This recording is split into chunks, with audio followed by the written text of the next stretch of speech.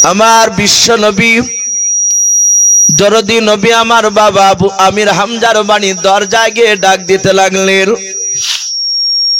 ওগো চাচা, ওগো আমির হামজা চাচা বলে বাপজি কয়েকবার ডাক দিলেন। আমির হামজা রাদিয়াল্লাহু তাআলা আনহুর বাপজি গলার আওয়াজ ভেসে আসলো না। আল্লাহ রাসূল দরজার বাইরে দাঁড়িয়ে, ঘরের দরজা বাপজি ভিতর থেকে বাপজি বন্ধ করা আছে। বাড়ির ভেতর থেকে আমির হামজার স্ত্রী ডাক দিয়ে বলল, কে চিল্লাই? আল্লাহর নবী বলেন, ওগো চাচিমা, আমি আব্দুল্লাহর সন্তান মুহাম্মদ রাসূলুল্লাহ সাল্লাল্লাহু তাআলা আলাইহি ওয়াসাল্লাম। নবী আমার ডাক দিয়ে বলেন, ওগো আমার চাচিমা, তাড়াতাড়ি একটু দরজাটা খুলে দেন, আমার কি চাচা নাই? বলে নাও।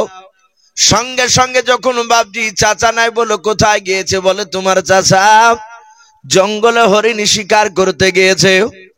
আল্লাহ রাসূলকে ডাক দিয়ে তার চাচিমা বলেছিল, বেটা তুমি তোমার চাচাকে কেন ডাক দিতে এসেছো? কেন আমার বাড়ির দরজায় এসে খোঁজ নিচ্ছ? বলাও। ডাক দিয়ে বলে, চাচিমা আমি মক্কার অমুক পাড়াতে গিয়েছিলাম, আমি তো কোনো অন্যায় করি নাই। আমি মানুষদেরকে জাহান্নামের রাস্তা থেকে তারা কিভাবে জান্নাতের রাস্তা যাবে সেই রাস্তাটা দেখানোর জন্য গিয়েছিলাম। আমি তাদেরকে বলছিলাম, বড়দেরকে ছোটরা তোমরা শ্রদ্ধা করবা, আর বড়দেরকে আমি বলছিলাম ছোটদেরকে তোমরা স্নেহ করবা, মহব্বত করবা। ওগো চাচিমা, আমি 5 ওয়াক্ত নামাজের কথা বলছিলাম, আল্লাহকে মানার কথা বলছিলাম, আর আমি নবী, আমাকে যেন তারা সকলেই নবী বলে যেন মেনে নেয়। ওগো চাচিমা, এই কথা বলার সাথে সাথে তারা আমাকে পাথর দিয়ে মারতে লাগলো। বিশ্বদরদী নবীজির যখন এই কথাটা শুনলাম, ওই আমির হামজার অর্ধাঙ্গিনী বিবি ডাক দিয়ে বলল, ওরে ভাতিজা, যেমন তোমার কর্ম তেমন তোমার ফল পেয়েছো। তুমি এখন বাড়ির দরজা থেকে বেরিয়ে যাও, তোমার মতো ছেলেকে আমার বাড়িতে জায়গা দেব না। তোমার চাচা শুনতে পেলে আমাকে মারবে, বকাবকি করবে। আল্লাহ রাসূলকে বাপজি সান্ত্বনামূলক কথা বলল না। নবীজি এত বাপজি ভেঙে পড়লে নাকি তো বাপজি মাথার যন্ত্রণার ব্যথাও ফেটে গিয়েছিল। আবার তার সাথে বাবা তার চাচিমা বাপজি বাড়িতে একটু জায়গা দিল না। আল্লাহ রাসূল বাপজি কান্না করতে করতে মাঠের দিকে চলে গেলেন, মরুভূমির ময়দানে দিকে। গুহার ভিতর বাবা নবী আমার সিজদায় পড়ে কাঁদেন আর বলেন, আল্লাহ আমি মনে হয় তোমার দিনকে আরো বেশিক্ষণ টিকে রাখতে পারবো না। আমার দুনিয়াতে কোনো মানুষ আমার সাহায্য করার কোনো মানুষ আর দেখতে পাওয়া যায় না। ওগো মালিক, তুমি ছাড়া কেউ নাই। আমার চাচা আবু তালিব ছিল, আজ আর দুনিয়াতে বেঁচে নাই। আমার অর্ধাঙ্গিনী বিবি খাদিজা ছিল, সেই খাদিজা তো বেঁচে নাই, তুমি নিয়ে নিয়েছো। আল্লাহ রাসূল বাপজি এইভাবে সিজদায় পড়ে পড়ে কাঁদেন। আর ওই সময় বাপজি আমির হামজা হরিণকে দেখে বাপজি শিকারে করার জন্য তীরখানা বাপজি লক্ষ্য করে ছুঁড়তে যাবে।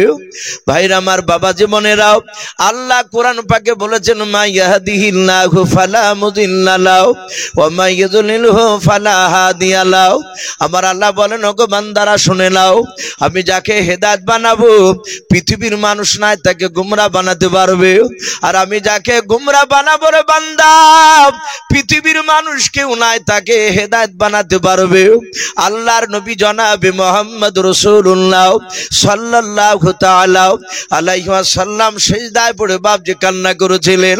আর ওই সময় আমির হামজা জাহাতে বাপজি হরিণটাকে ধরে বাপজি তীর ছুটতে যাবে। হরিণটা পেছন দিকে বাপজি ঘোরার পর আল্লাহর বাপজি কুদরতে হরিণটায় জবান খুলে গেল মানুষের মতো। বলুন সুবহানাল্লাহ।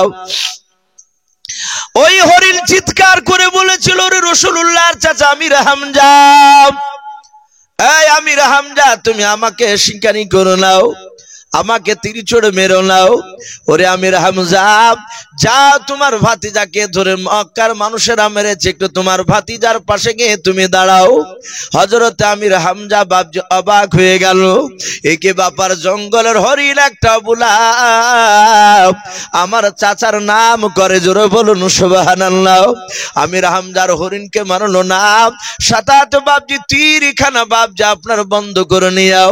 সোজা বাপজি ছুটতে শুরু করলো আমার বিশ্ব নবীজিকে বাপজি আপনার দেখার জন্য। আমির হামজা সর্বপ্রথম তার অর্ধাঙ্গিনী বিবির কাছে এসে বলেছিল, ওরে বিবে শুনে না, জঙ্গলের অবলা হরিণ আমার সাথে কথা বলেছে, আমার ভাতিজাকে নাকি মেরেছে।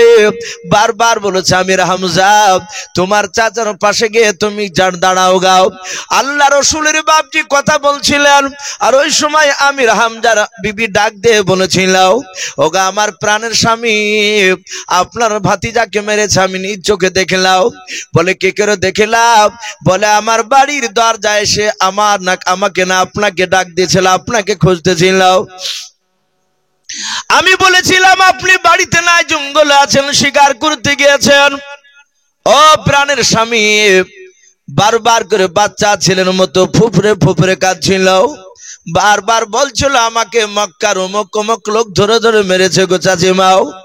আমি তাকে থাকতে দিই নাই, দরজাখানা খুলে দেখে আমি আবার দরজা বন্ধ করে তাকে বের করে দিলাম।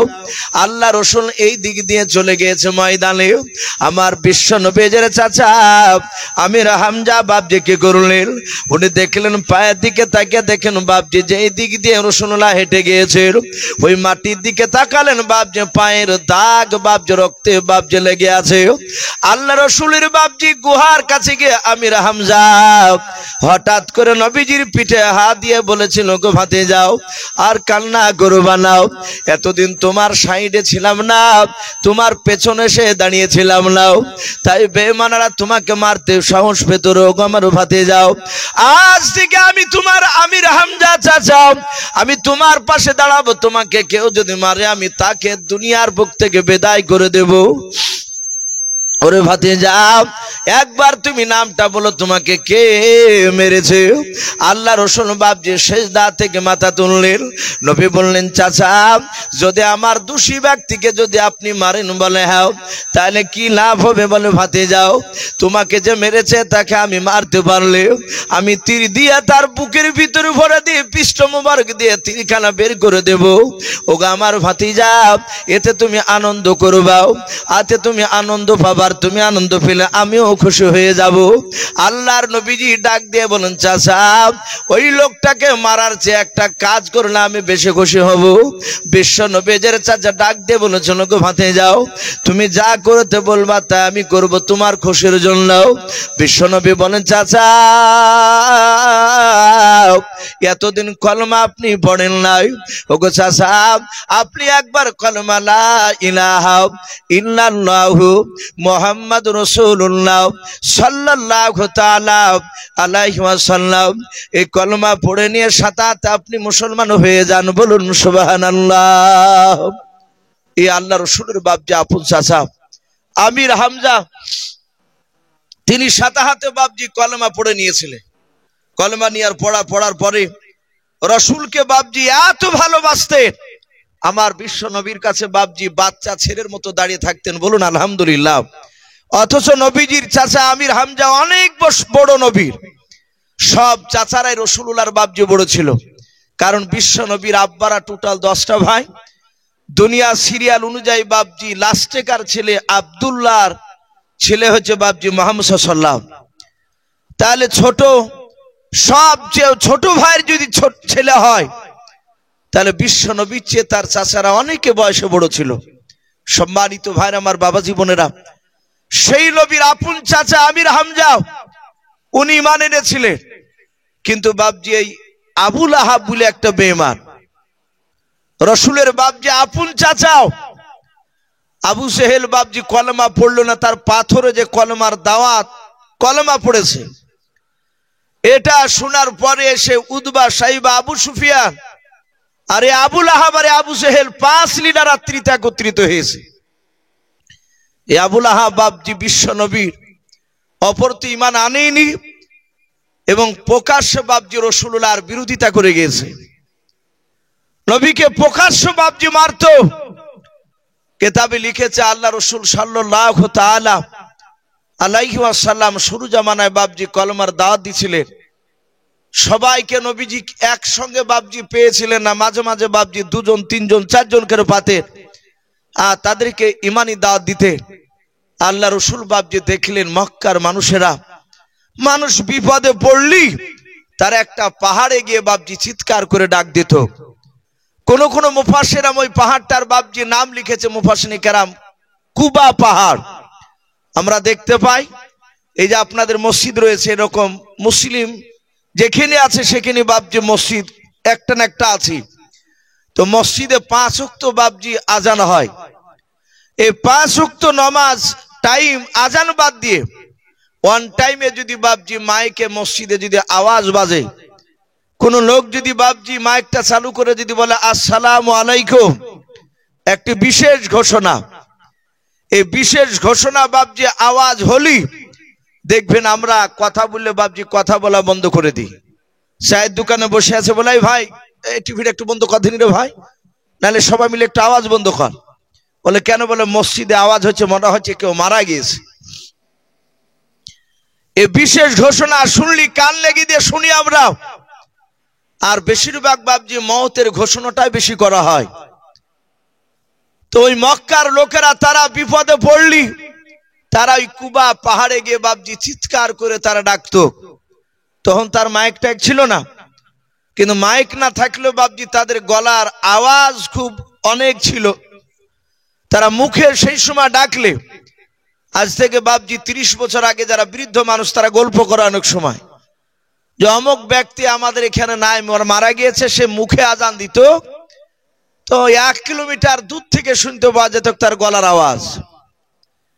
কিন্তু বাবজি এখন যদি মাইক না থাকে, কারেন্ট বন্ধ হয়ে গেলে ও মসজিদের প্রাচীরের বাইরে বাবজি আওয়াজ আমাদের যায় না।